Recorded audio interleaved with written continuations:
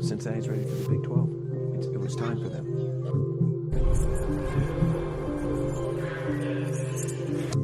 I am fired up.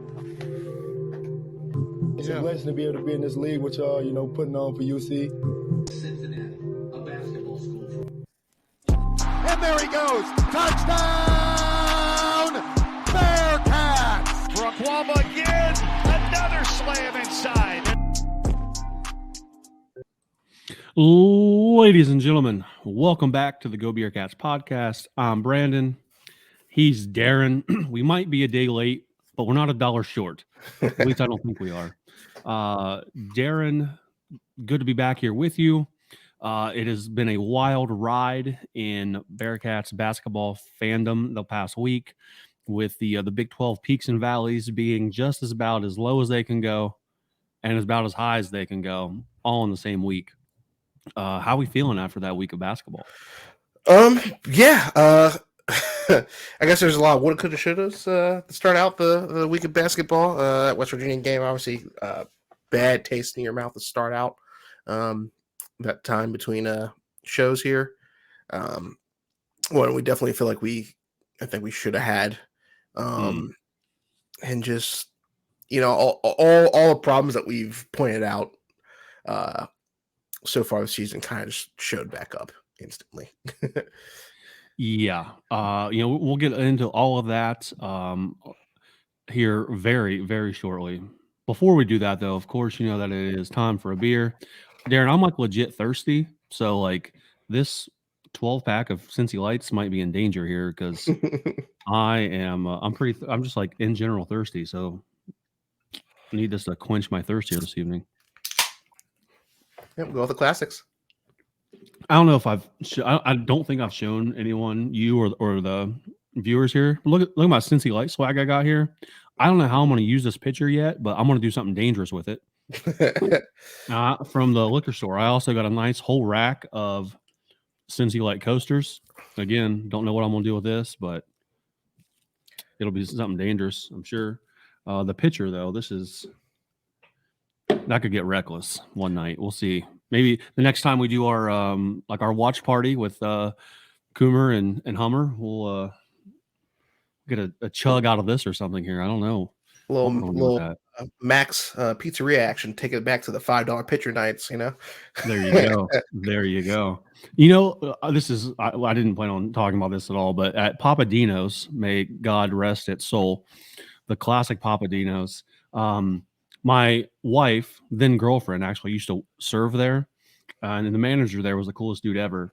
And I don't know if it was just a deal he gave us or what, but they had $5 car bombs. I think it was just like in general, just $5. Like it was like the best deal in Clifton because they're usually like at the time, I don't know what they are now, but at the time like $7-8. So $5 for a car bomb was unheard of.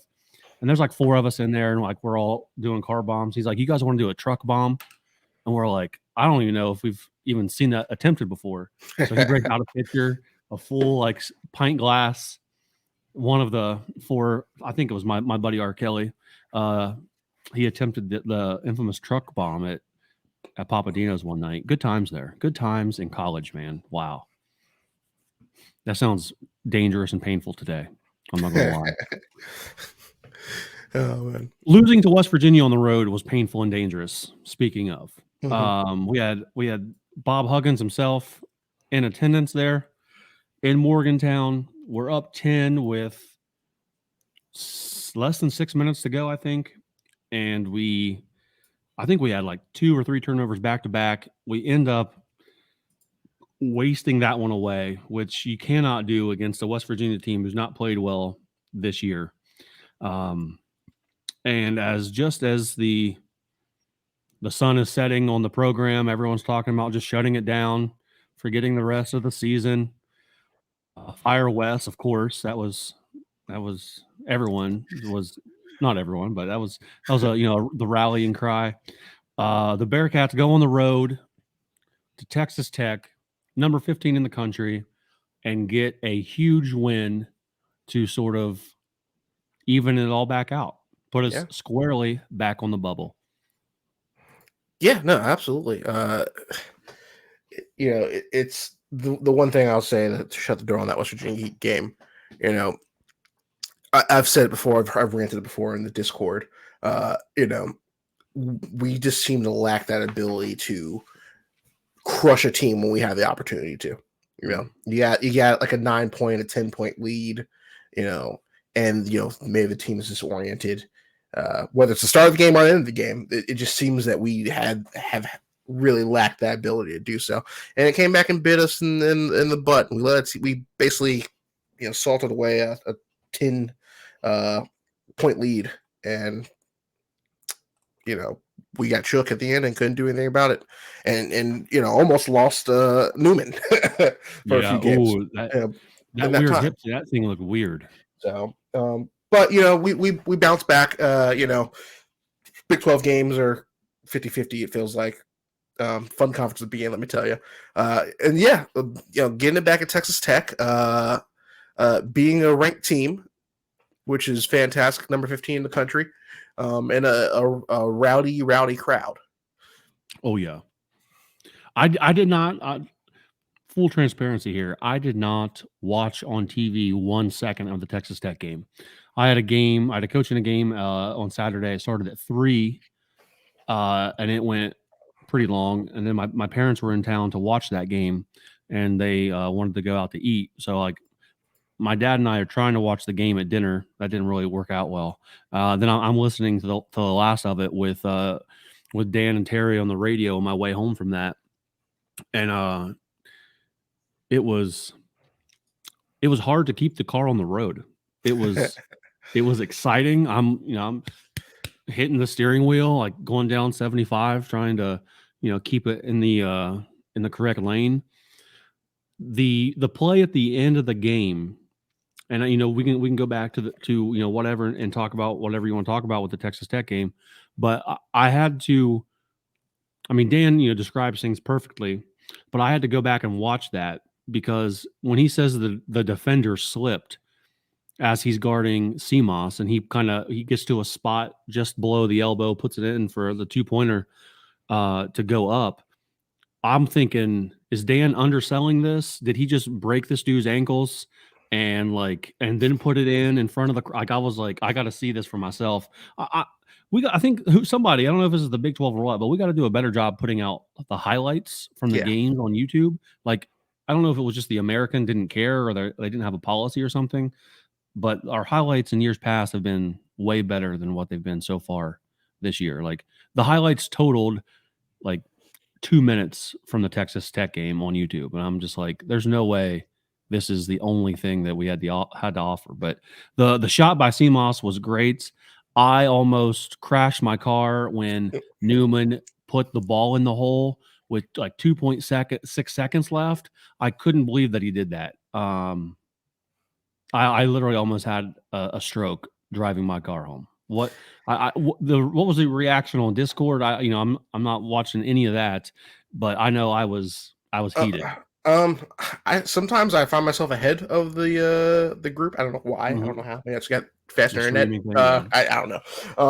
It was definitely one of those nights. Because I was saying, we did it, and this was just after the missed 3 at the end of the game. Mm-hmm. And then people were like, and then after that, people were like, no, man. I'm like, wow, I am ahead of everything. It was great though to see. It was like nothing like we've had a few of those lately, just a UC steal to end the game in our basketball programs. It was just fantastic to see. Thought he could have took a little bit more time. I mean, obviously it's split seconds. You do what you can. He probably could have saw that last second off the clock if he really wanted to. But I get it. Really hard to put yourself in that situation and then, have your internal clock going properly. Yeah. So at least gave us a cushion in case the unthinkable happened to not lose right then there at death. And that we were already guarding the lead at that point with down or up 1 before the steal. They had a shooter who was freaking hot, as is often the case in Isaac and Pop Isaacs. That name came up a lot on the radio. It didn't. It seemed like it was like Newman. It was like down the stretch. He was either fouling them, or he was getting shots off and making them. And then I think they switched up and they went to Josh Reed, and it was just more of the same. It's like it just seemed like no matter what we threw at Pop Isaacs, he was either going to get fouled, make his foul shots. I think they said he was like a 90% foul shot shooter. Yeah, he was 9 of. Well, yeah, he was 9 of 12 for that one that night. So, but it could have been another player that Dan was talking about, but one of their guys shot like 90% from the line. But yeah, we really didn't have an answer down the stretch for Pop Isaacs at all. He was really, I mean, he's the guy that took the last shot that missed by half an inch. Yeah, I mean, it still like pretty much fell right before the rim. It might even grazed it. Yeah, I think it hit the. And if it was like, if he had another half inch on it, that thing would have been nothing but the bottom of the net. And well, even coming off his hands, just that wonder when the other shoe's going to drop Cincinnati sports DNA. You're like, well, I'm like, we may have made the basket, give us insurance, but they still have enough time to launch that and get it in. Yeah. And even when it left his hands, I was like, ugh. If the calendar had been flipped to March, that would have been in. Because that's 'tis the season. But so glad we're playing that in February. And it would have been the winner too. It would have been 100%. The tie. Yeah. Absolutely. Let me ask you this. Because we know Coomer is the president of the Vic Locken fan club. Okay? Yes. He's going to stand for for old Vic Locken. We know the West Virginia game, which we can the ending of the West Virginia game we need to talk about because it was as bad as it's ever been, maybe ever. But he had a terrible game against West Virginia. He missed the game again. He missed UCF because of an illness. I'm kind of trying to give him the benefit of the doubt coming back and playing against West Virginia. Maybe he's still trying to shake some of that off. He's not 100%. And now we have Texas Tech here. He put up a 4.4 rebound performance and really just one made field goal. He was 2 for 2 from the free throw line. So he made one bucket. And so that's back-to-back, less than stellar performances for Vic. And it seems like whenever the other team has a serviceable or good post player, Vic has the tendency to fade away, or fade out of the limelight. His stats go to the wayside. He just doesn't perform against good competition in the post. Am I overreacting to a couple of bad games after an illness, or is this something that we might need to watch out for going forward? I mean, yeah. At that point, when you see it happen twice in a row, your tendency is to watch out for it and be like, If it happens again, you're like, and then by the time it happens a third time, you're like, well, here we go. Yeah. He's definitely cold, for sure. But I'd be willing to forgive, someone going cold for being out. But then the decision making too, just is the worst part of it. Because he's a smart player. I was presumed to be for it, early on. Maybe he is thinking, oh well, I just gotta get this 3 and I'll get right back into it, and because it feels like that's what's happened this past 2 games. Like he noticed he was cold in the West Virginia game, and he he tried to shoot forward here in the Texas Tech game, and fortunately we didn't need that miss, but he's got size. He's got a little bit of a shot. Or at least had a little bit of shot to start the season, but he's got other tools at his disposal. And so seeing us all, boxed around the outside the paint like that, and no one driving inside, specifically Vic, you get a little concerned when it's pull up jumper. That's the right decision when there's time to go inside. Obviously, I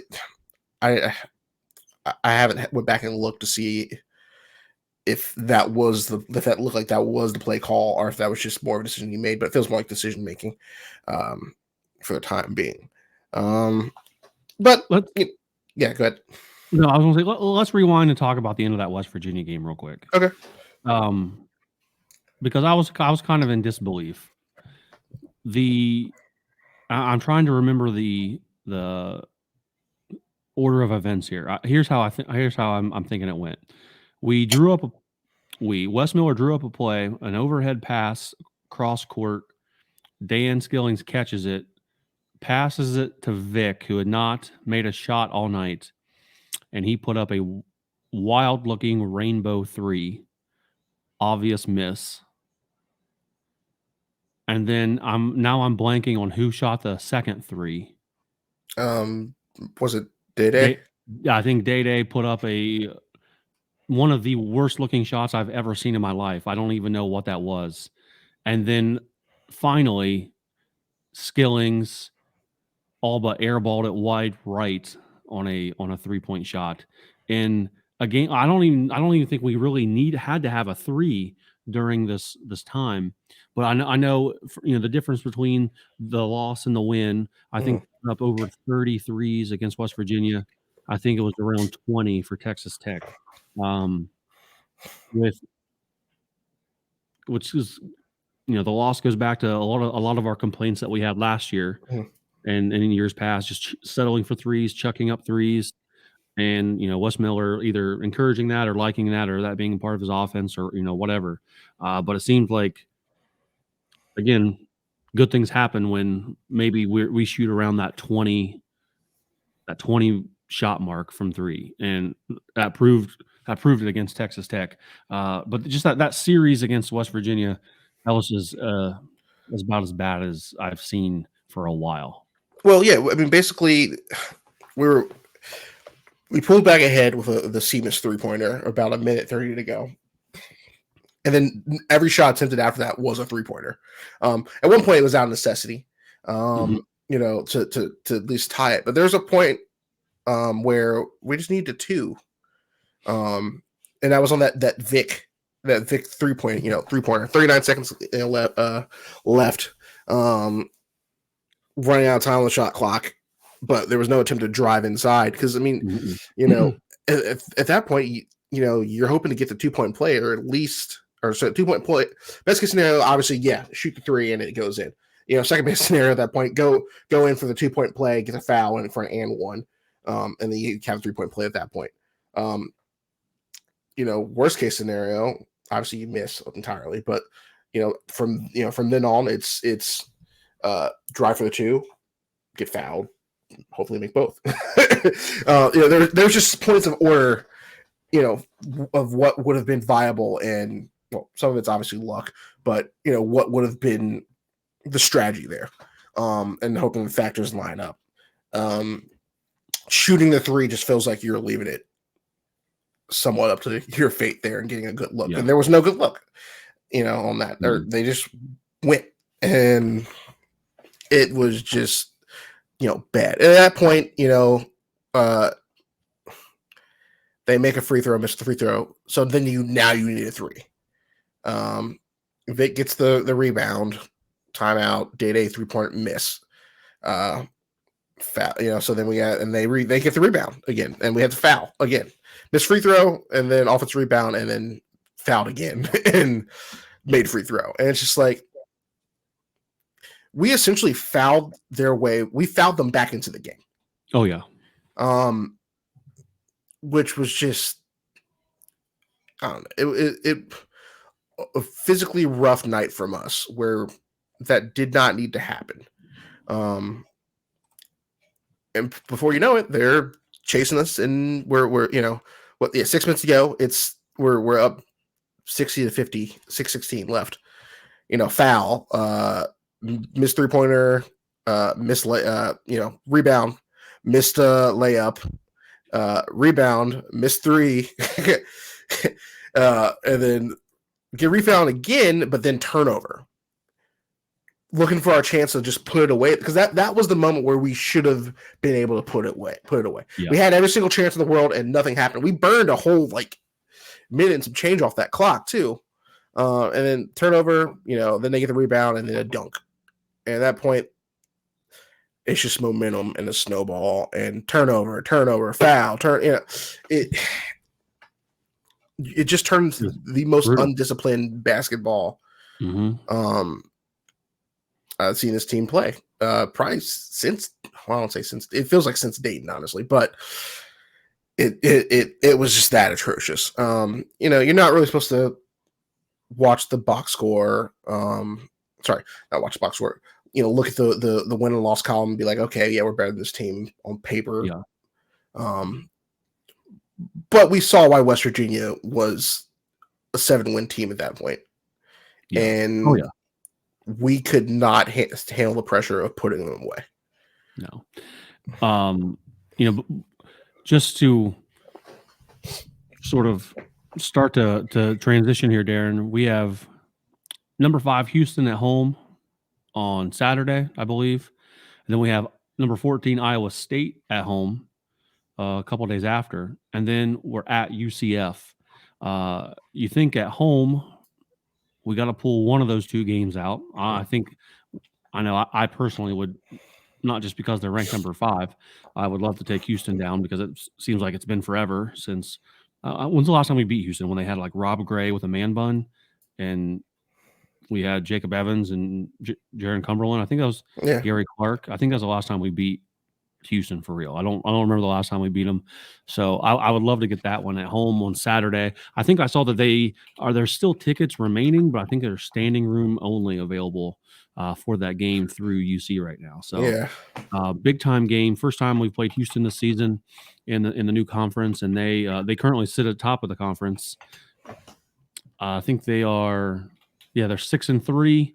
Well, technically tied with Kansas. So got a 2-way tie there up top.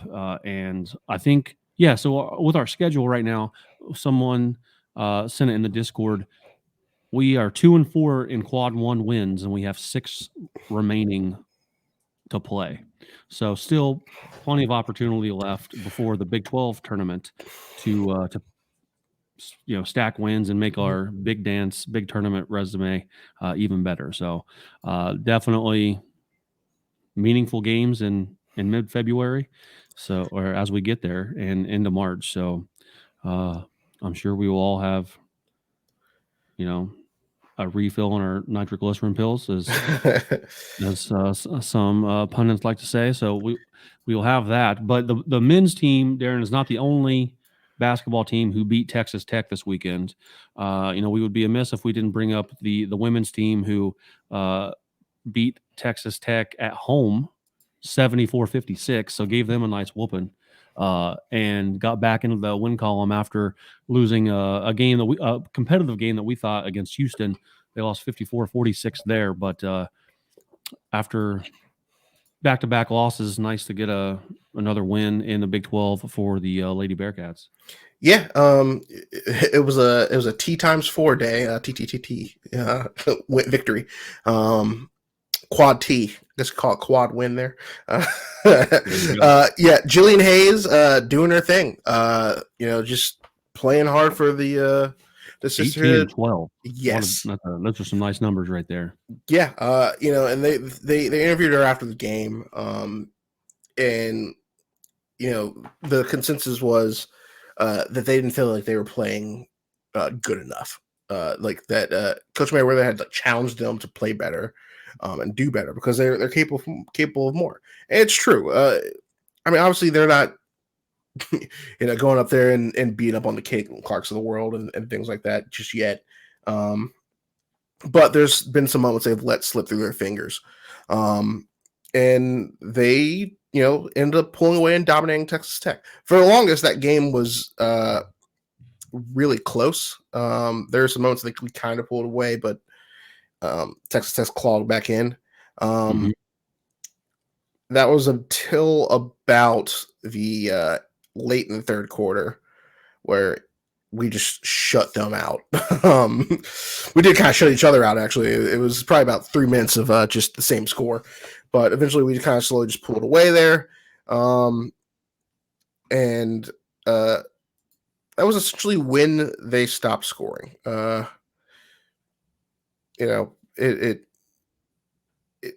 I won't say that's when they stopped scoring. They ended up they ended up going the whole fourth quarter pretty much at 49 points. I think they finished with 7 in the fourth quarter. So Yeah, if you can, you hold your opponent to single digits. That's a solid quarter for any team for sure. Yeah, and so a little bit closer maybe than the box score indicated, but I think they just ran out of juice at that point. And I mean, the Lady Raiders were sitting at 16-7. So I mean, that wasn't an easy win. Yeah, we had to get down the road. They had to defend the fortress at home. So it worked out. We move on to UCF. I'm sure they'll be looking for revenge after that gritty game. I mean, we play away too in like 3 games for the men. Next game for the women's is away at UCF. Both games, they will be looking for revenge. I'm sure of it.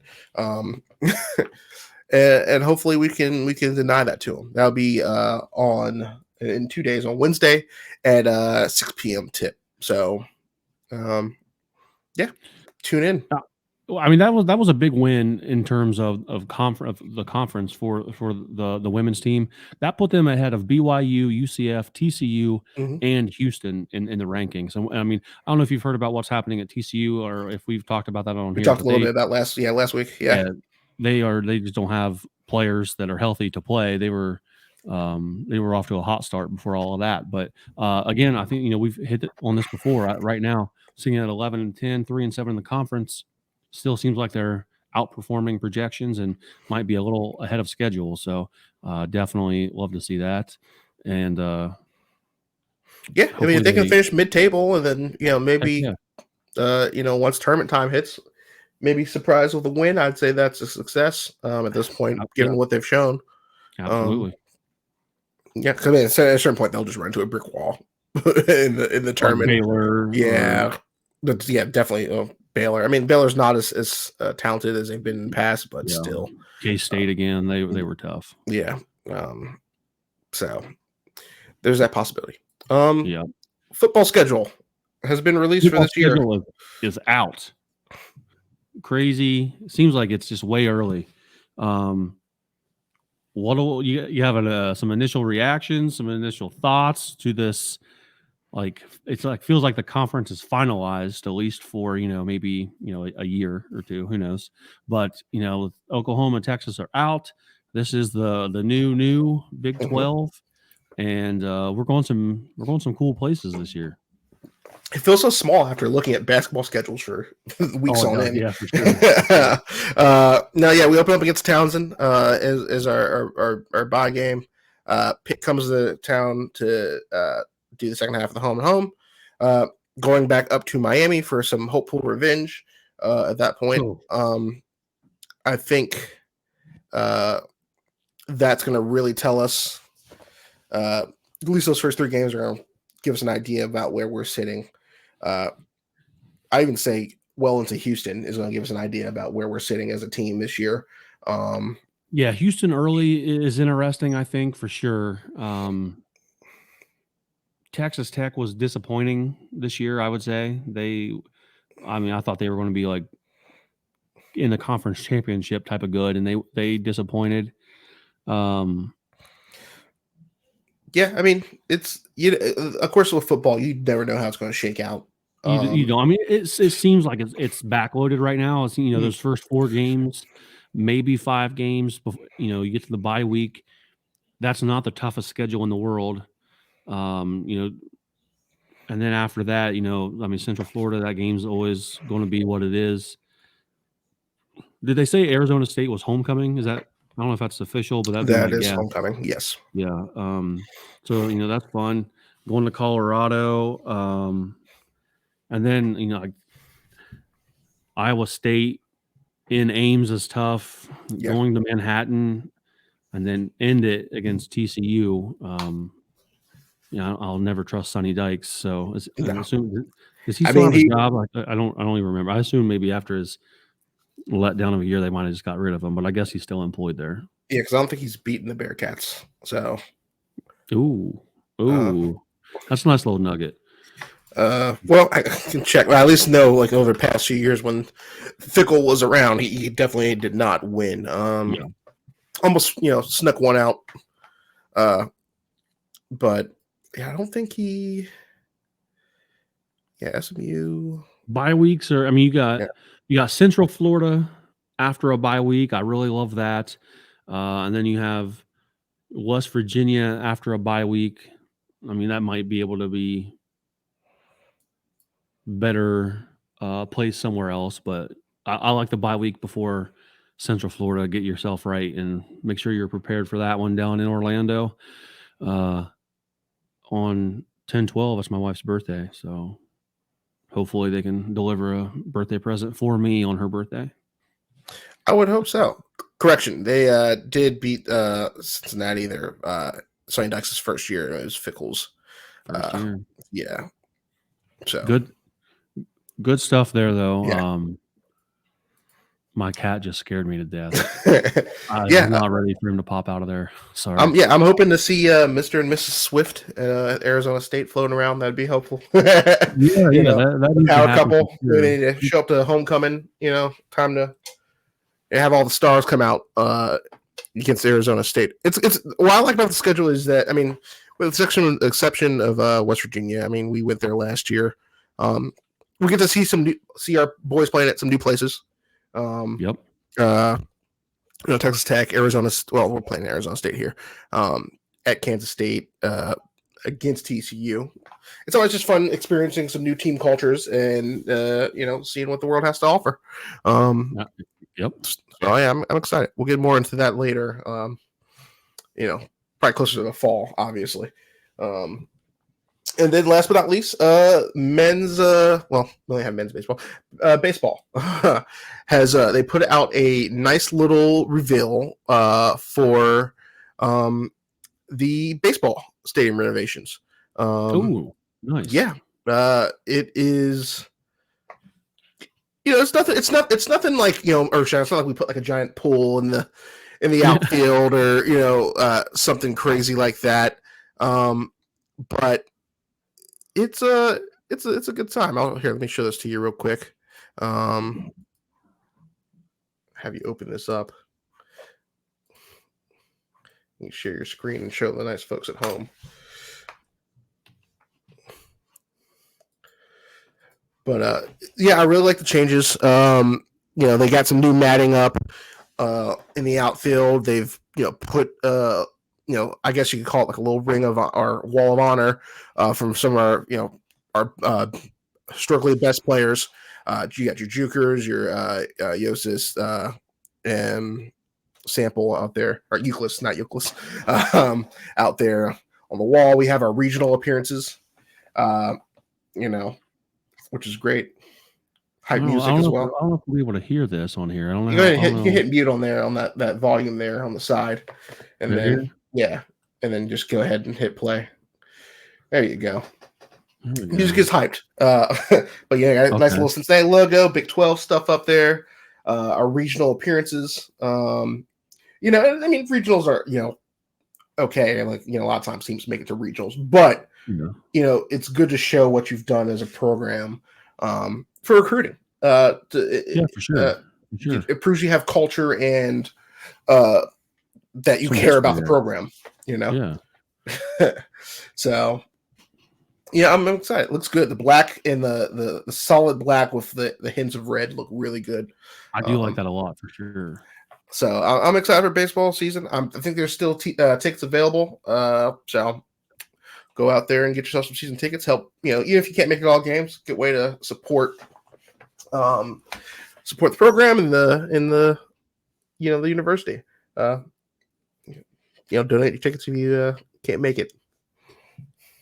Let's do it. Hopefully we are loud and crazy Saturday against Houston, and finish strong here down the stretch with our 6 quad 1 games remaining, and we'll be starting next week. The schedule clears up, Darin, a little bit here.